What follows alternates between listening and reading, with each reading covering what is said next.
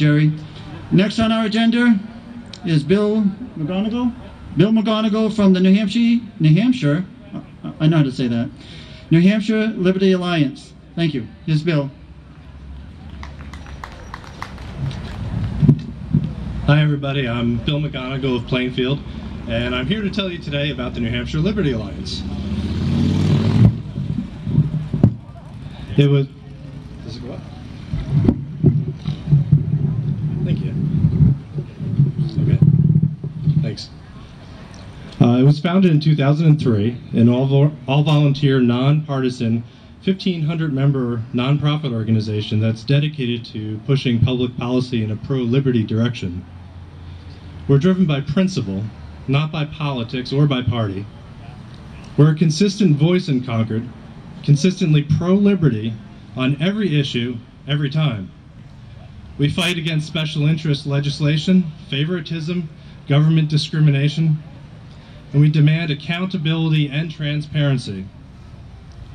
We want to reduce the scope and size of government in order to safeguard our essential liberties.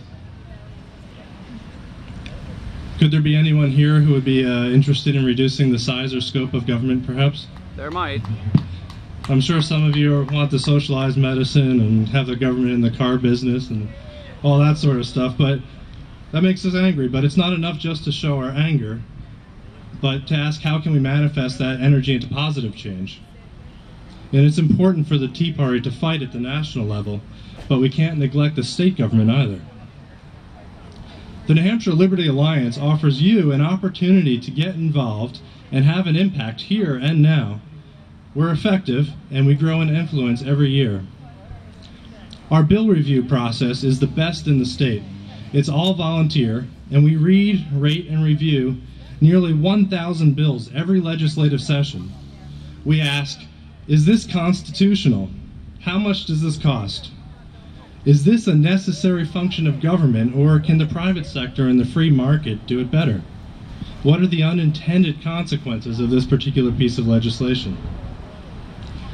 New Hampshire Liberty Alliance members act as citizen lobbyists in the State House. We testify at hearings, and we promote the often unheard message of how liberty is either encouraged or trampled upon by a given piece of legislation. Every week we put out a publication called The Gold Standard. It's on upcoming bills, and it's compiled and distributed to House reps as they walk in the State House door, before the floor votes. It's really a liberty cheat sheet for legislators who either haven't read the bills that they're about to vote on or need some guidance in the area of liberty. There's also the annual Liberty Rating. That's this. There's some on the table over there if you'd like to take one home.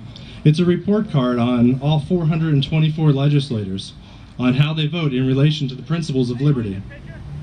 The ratings go from A to F, with an extra grade for legislators who have demonstrated themselves to be a constitutional threat, called CT. And you can take this and turn to, say, the Claremont page, and we'll find that the reps for Claremont are John Cloutier, Thomas Donovan, Raymond Gagnon, Sandra Harris, and Joe Osgood. Then we can look at how those legislators may have voted in regards to bills that have an impact on liberty. One example is House Bill 642, which would impose an income tax on New Hampshire. Thomas Donovan and Sandra Harris voted for that. Fortunately, it was defeated. House Bill 1679, a tax on sodas. Thomas Donovan and Sandra Harris voted for that. Again, fortunately, it was defeated. There was House Bill 1326.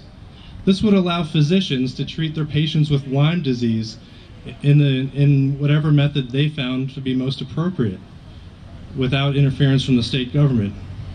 Fortunately, this passed, but not before Thomas Donovan and Sandra Harris voted against it. There was House Bill 1335.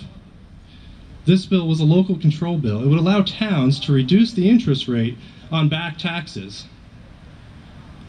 In the worst economy since the Great Depression, Thomas Donovan and Sandra Harris voted against that. Fortunately, it passed. And then we've got House Bill 1555, which would guarantee the right of every parent to decide when their children would be immunized, specifically calling out the right of conscience that's guaranteed by the New Hampshire Bill of Rights. And unfortunately that was defeated with the help of John Cloutier, Thomas Donovan, Raymond Gagnon, and Sandra Harris. On a bright note, your representative Joe Osgood voted for liberty on every one of those bills. Can we give a brief round of applause for Joe Osgood? Hurrah! So this information is available to the public on our website, nhliberty.org. Use it as a tool to educate and inform the voters in your neighborhood. Membership is free. We encourage people to check us out and join and get involved in the process. Let's fight back, and let's restore power to the people of New Hampshire. And if you'd like to meet more New Hampshire Liberty Alliance members and network with liberty-minded folks, be sure to come to the Upper Valley Liberty Community's monthly dinner, which is called Liberty Tuesday, which is held on the last Tuesday of every month at Village Pizza in Lebanon at 6 o'clock. Hope to see you there. Thank you.